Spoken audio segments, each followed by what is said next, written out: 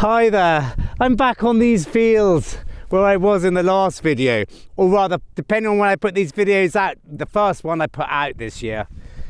They are fun, they are hard work, and there's a little section here, which when I've been over it, just feels slightly more grumbly, slightly more irony than other sections.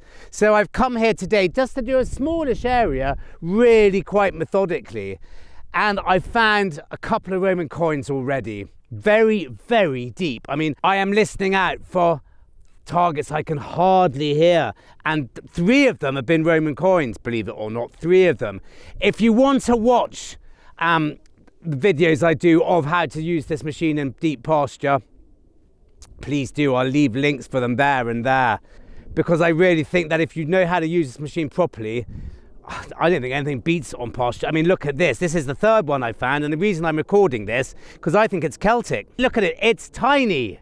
Tiny, tiny. Look. And it was about 9 inches down. I actually, honestly, couldn't really hear it. But it was something on a very quiet bit. I just got the tiniest hint of something which might have been there, which wasn't iron. It was just the tiniest little hum, which I couldn't get all the way round even. And it's just the most, well, as I said, I think it's a little Celtic unit. So I'm thrilled with that. I think I might have found a couple of bits of Iron Agey stuff here. So it's not out of the realms of possibility. I really do think that's what that is.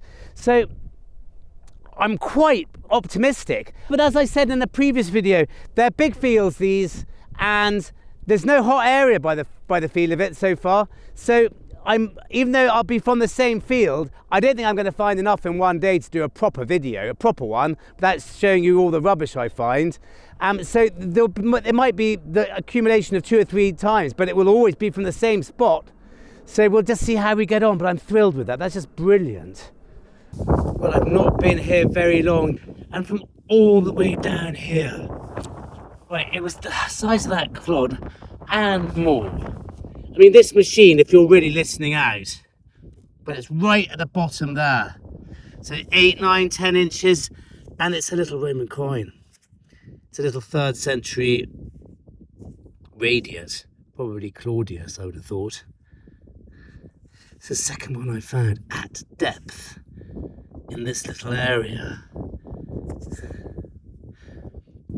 It's a bit of a gloomy day, but it's not cold, fortunately. Well, not as cold as it has been, so I'm thrilled with that.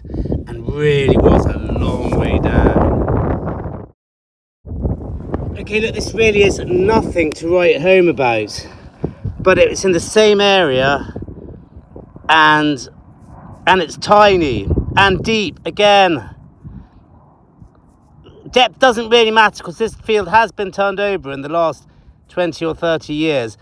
It's a tiny little Roman minim, or tiny little Roman coin, but it's in the same area roughly, and it was deep.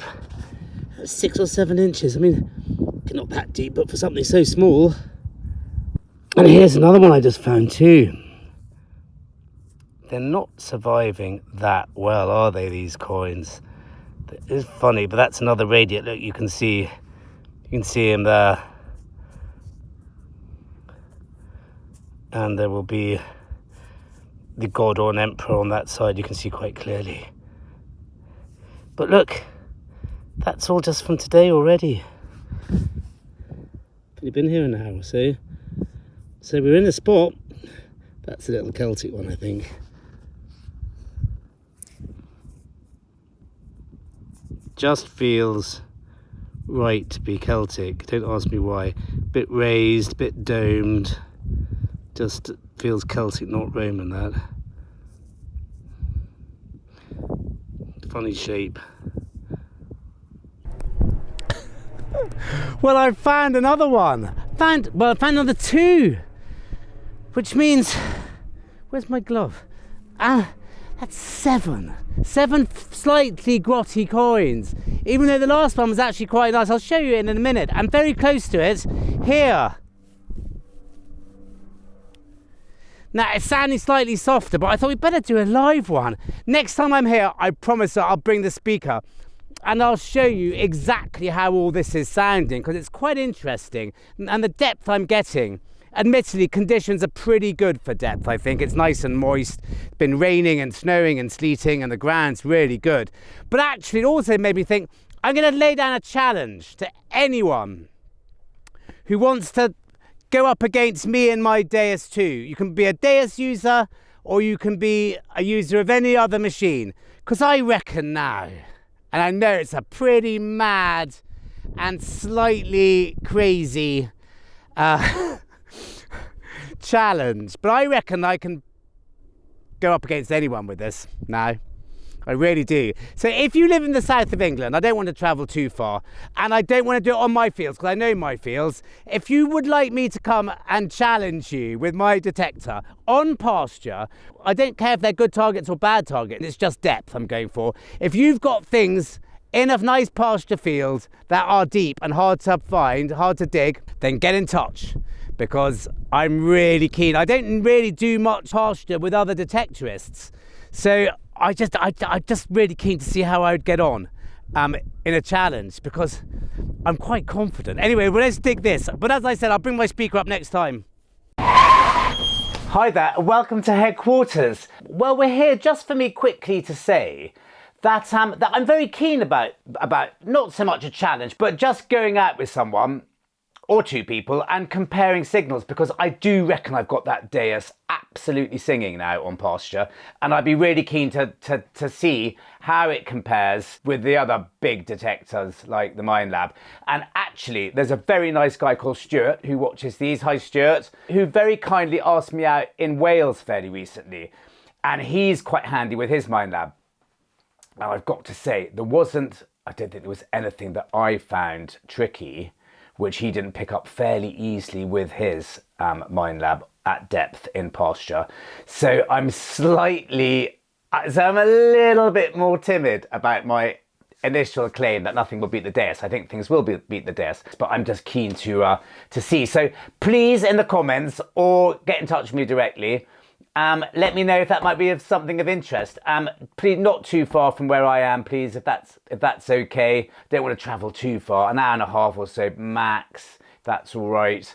And I'm in Hertfordshire, so yeah, do get in touch. Now, the other reason we're here is that was filmed, I think, back in February or March, quite a long time ago, and it was cold and wet and gloomy. So I'm going to take you somewhere warmer, literally about 2 weeks ago, where I found 2 or 3 really stunning things. So we'll do that quickly, then we'll go back to those freezing fields, pasture fields after that, because I find things there too. So this is going to be a bit of a bumper edition, because I haven't done a video in a while, and I hope you enjoy it. Well, I've not got my camera out with me. It's a beautiful day. I don't have much time.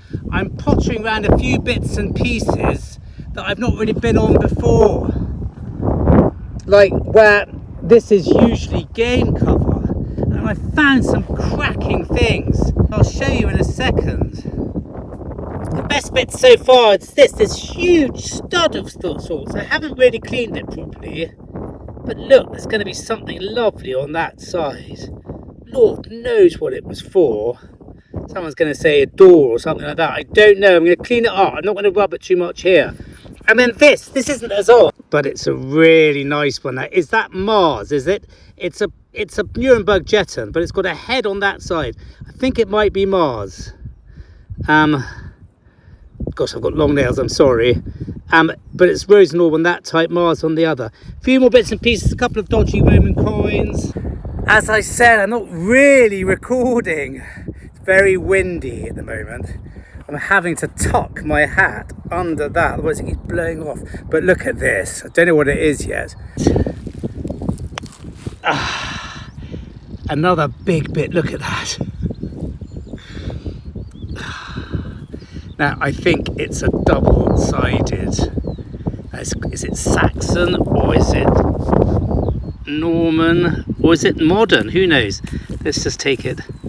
Well, I think it's got something to do with horses and junctions and stuff like that, but that is just fabulous. I don't know if it's got any design on it there. Again, I'm not going to rub that too much because that's just us cracking. Is it a hand? Is it a hand coming up to hold it like that? Looks like it, doesn't it?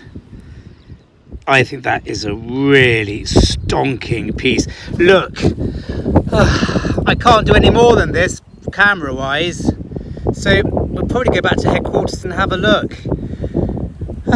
Wow, both those things are really cool. Right, I've moved right up the field, still on this game cover that I just don't do very often, because it's usually got game cover in it. And always like this, it's bloody hard to dig, and I don't want to upset the gamekeeper by buggering around his cover crop. But look at this, it's a little hammered coin. And it looks in beautiful condition as well. Not that you can see much of it at the moment, because I'm not going to rub it for once. He says he rubbing it. And be really careful, because I think that's got enough detail on it once the mud's off to give a really good little coin. That. I presume it's a penny, or is it a halfpenny? A full halfpenny?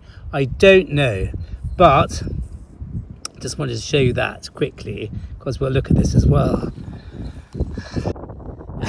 And just quickly, another stonking jeton. Again, it's not a very early one, but beautiful condition. Absolutely lovely. I think it's probably Crowwinkle, or who was the other one? Hands. I think that is it. Now, I'm not going to waste too much of your time because we've got a lot to get through in this video. Now, that's an interesting piece of land. I've been there before. I found sacks and things there before. But it was a bit of game cover I don't usually do, because it's got game cover on it when I'm there. And then I don't want to upset the gamekeeper, and I don't really go near there during the shooting season either. So there's a very small window. But this, the first thing, this socking great stud. Well, look, it's a medieval hierarchical stud of sorts. I have done a bit of picking away at it, and I'm really pleased, because I've not found one of these before. I've found the shields and stuff, the horsey things, what do you call them? And the things you hang off the horse's reins and things, but I've not found a stud. Look at that. Look at the size of that. That would have been quite substantial. I picked away at it. I can see arrows and bits and pieces, crowns. So that's what that is. That's really cool. It would have had enameling and gilding and all sorts of things. It would have been a grand thing. But the really important thing is this. Now, I'm absolutely cock-a-hoop about this, because it's not broken, and it's not a hand coming in to grab.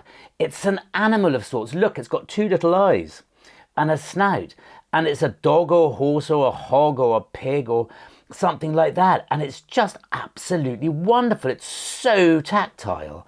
I don't have it completely to hand, but I'm going to put it up anyway over my rambling. Something that Ronan on the detecting hub pointed me towards about Viking things, of which are very similar to this. So have a look at this now. I'm showing it to you, even though I don't have it on my screen right now. And that's what it is, I think. So it's a sort of bridly bit or sorts, a strappy type junction on a horse or something to keep all the leather bits sort of connected. And it's just the most incredible thing. Possibly Norman, possibly Viking, possibly Saxon. It's certainly not much later than that. I can't stop touching it. It's just absolutely mind-blowing. One of my most favourite things I've ever found, by far. It's just gorgeous. So that is that. And then this coin quickly. This hasn't cleaned up very well. It's a little halfpenny, London mint, so it's an Edward of sorts. I thought from the field, I was going to give it a clean. I might do a video cleaning this coin, because it's a perfect example of something which would come out very well with this stuff. If you don't like people cleaning coins, then don't even look at this. Just turn away. Spoiler alert, you're going to hate it. Because this is a very, very mild burnisher. So but it has wonderful effects on hammered coins, but we'll do that later. Anyway, let's go back to those cold fields. We will go back to the hot fields as well quickly too, and I'll see you later. This is softer sounding. It might be a cartridge, even though I've only found 3 or 4 today. I found some rifle rounds. There's very little rubbish. Every target has got a chance in this field, every target. And this section seems to be very good on Roman coins. It'd be lovely to find something apart from a coin. Still in there. I don't think it's very deep. I think I've missed it. I think it's in the wall.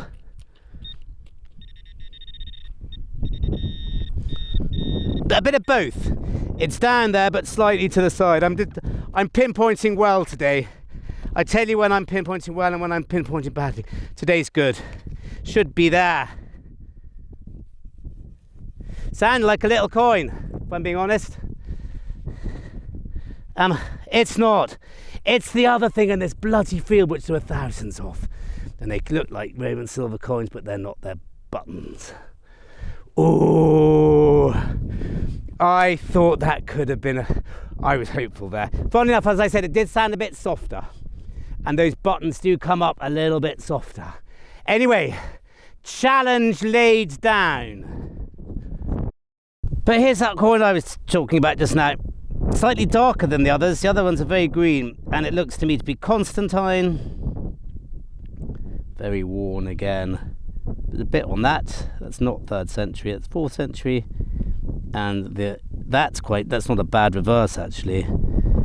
It's the globe on the altar, Beata Tranquillitas is the type. So that's nice. A little bit later than the other ones. Well, I don't think there's much doubt about it. Even though it's quite a big area, this is, I wouldn't go as far as to say hotspot, but this is the Roman bit. And if you watch my last video, it's just to the left of the bit that interested me on LiDAR, interestingly. It's not the exact bit that interested me on LiDAR. That's 20 meters, 25 meters that way, maybe more, 40, 50. So there's something to be said for that too, I think. And here, I've just found a really nice little Constantinian coin. I think it's a Rome commemorative. Well, actually, having said that, I can hardly see anything on the reverse. They don't come out great, these coins, often. But that's really good. The obverse is got really quite a nice, a really lovely head of Constantine the Great, I think. That's beautiful. I'm thrilled with that. And just very near it, this gave an absolutely stonking sound. And it's a much bigger one. It's a bigger follis of Constantine. And you can see him on that side.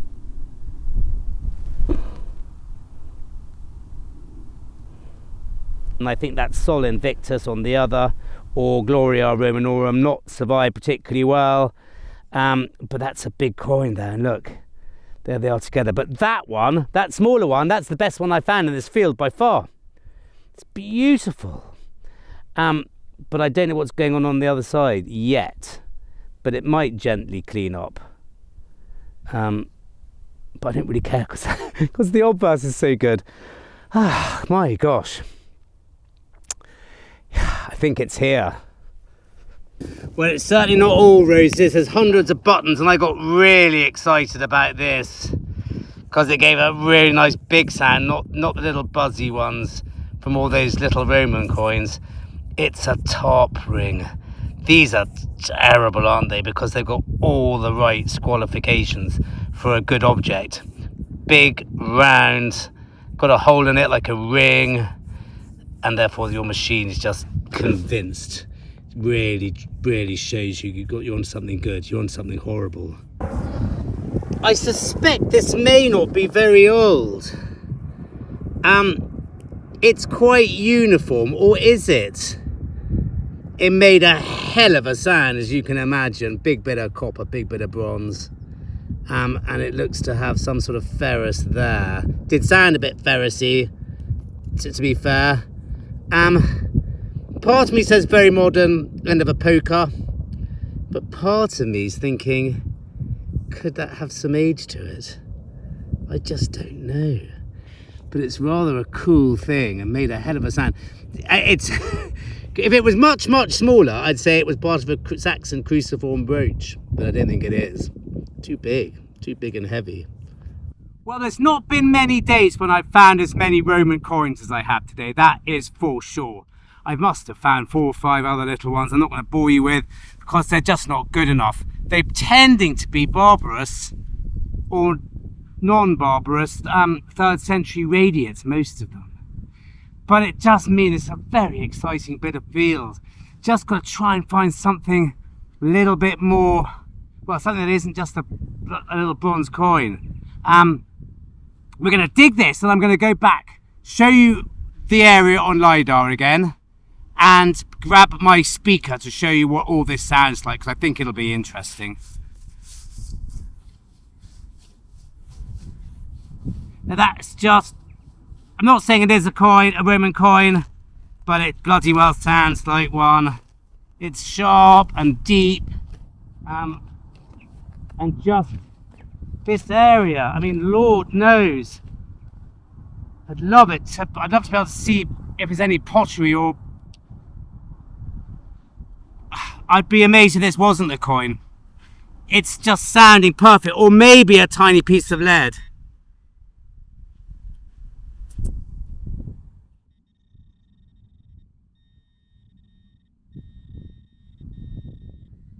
It's just there. What an area. I'm just praying that maybe we're moving in. I've still got a bit to do. There we go. It's just another tiny, rather dubious 3rd century radiate coin. I found later and I found earlier.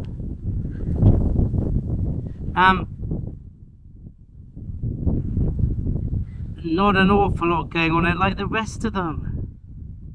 Don't think it's a hoard before anyone gets too excited. There are plenty of fields in the UK, hundreds and hundreds and hundreds, where you just do find Roman coins. It does not mean that there's a stocking great pot of them, especially when they're boring little bronze ones like these. So I really don't think there's much to write home about. And I am going over a big area. It's not like I'm finding them all in, 10 meters square or anything like that.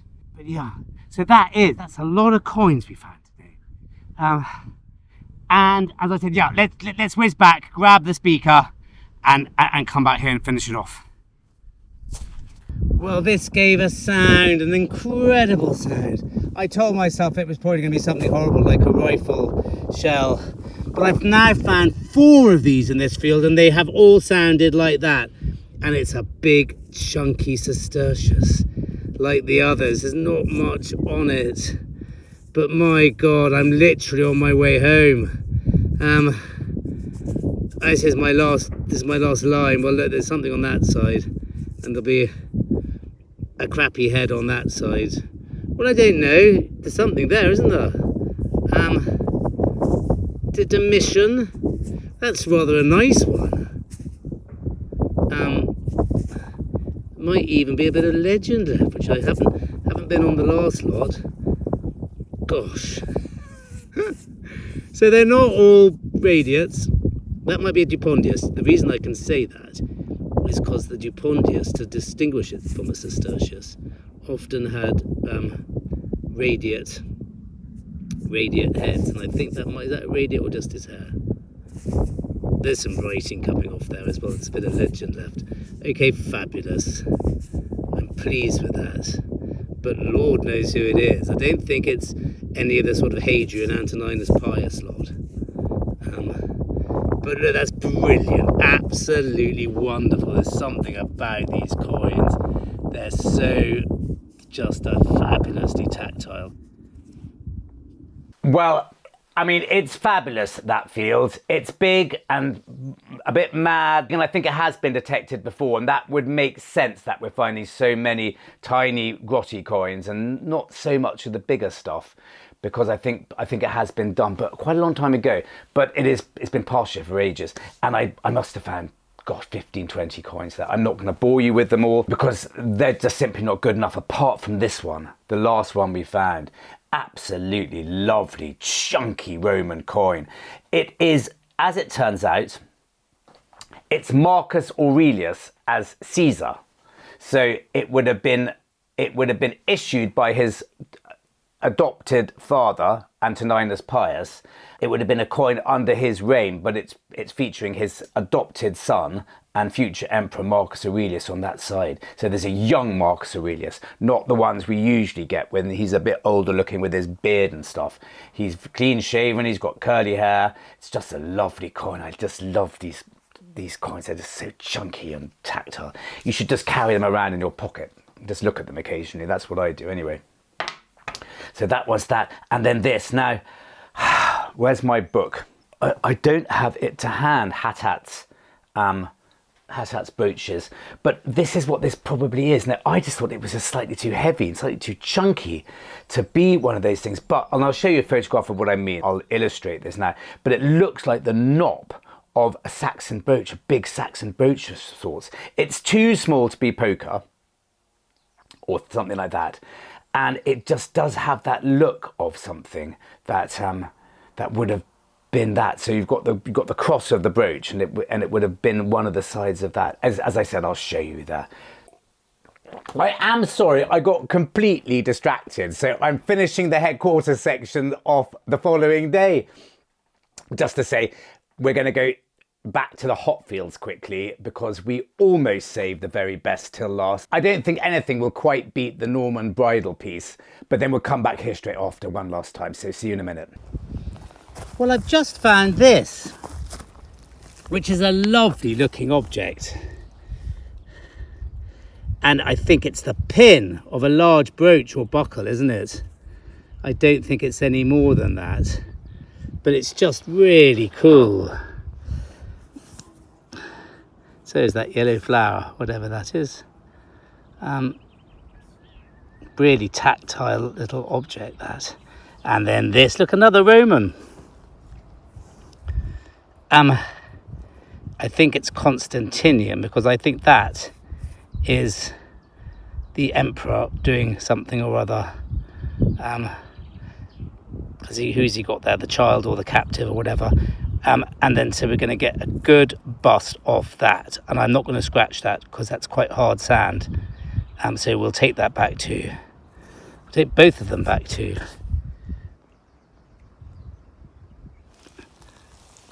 Well, this is the following day, all right, 2 days later, because look what I've just found, and I don't think there's an awful lot left in here. It's a denarius, and I knew I have dug up so many cartridges. I'm wearing this hat because it's windy, and it's a bit cold, believe it or not, and my sun hat keeps falling off, and not only is it windy, it's horrible flies around too. It gave a really lovely sound, unlike all the bits of foil and cartridge I've been digging today. I've been out here quite a long time, and look, I mean, I think it's definitely silver, and I can see a goddess on that side. So I'm just really pleased now. I don't know what's on the other side yet. I haven't cracked it open. I don't want to say this too quickly, but that reminds me of the sort of thing you get on Electus and Carausius coins. Now, I'm not saying it's one of those. Bloody good. It'd be very exciting if it was, because no, I don't know who that is, but it's probably Antoninus Pius, because I can see Antoninus there. And does he have a bid? I'm not going to rub that anymore out here, because that is a silver Roman coin of Antoninus Pius, I think. And it might be a really nice one. Possibly a bit clipped. But wow. Right, we've got some pretty important finds to look through, especially because I know now what that sort of Norman strap distributor type thing was. I know what it is now, but you'll soon find out. Let's go. Well, 3 bits to talk about very, very quickly. Firstly, the jeton. It's not Mars, it's Mercury. And it's early 17th century Nuremberg jeton. I absolutely love it because I don't think it's particularly rare, but it's not very common either. I think I've only found 1 or 2, and I found quite a few more Rosenorb types. This is not a Rosenorb type, it's an orb and Mercury type. Nuremberg jeton, and it's in really quite nice condition. I'm really pleased with that. That's a nice find. The other coin, the other Roman coin, it's not Constantine, it's more exciting than that, and again it's in rather good condition, I've cleaned it up and I won't do any more because I'm noticing that the patina is coming off slightly. I'm eating into that top layer, that top shell of bronze. So I've got to be a bit careful. It's Helena. I mean, it's a really lovely Helena, and I don't think it's a particularly common one. I can't remember who's on the other side, but you can actually see, I think it's something Ray published, because I can see, again, I'm a little bit nervous to do any more on that. But Helena, the mother of Constantine the Great. And even though she was a bit out of favour for various reasons, once Constantine became emperor, he bought her back, as it were, and made her Augusta. And that's one of her coins, so that's brilliant. And then the denarius. I mean, this is a really lovely coin as well. It is Antoninus Pius. You can quite clearly see, and it's a lovely portrait. And on the other side is the goddess Annona, and a few things about Cos 3 and Pot X1X, i.e. Official positions that Antoninus Pius had held, in one case for 19 times and in the consul case 3 or 4 times. Now, I don't know much about Annona, so I had to look her up. She is, as you can see from this picture from a website I used to do my Roman coins, Annona draped, standing left, holding 2 corn ears in right and setting left modius and setting left on a prow. But let's go and have a quick look to see who Annona was. And then I'll let you go, I promise. Good to, every day's a learning day, isn't it? Every day's a school day. And if you don't know something, then look it up. Annona. It's a genus of flowering plants and also goddess. Wikipedia. Annona, corn, grain, is the divine personification of the grain supply to the city of Rome. She is closely connected to the goddess Ceres.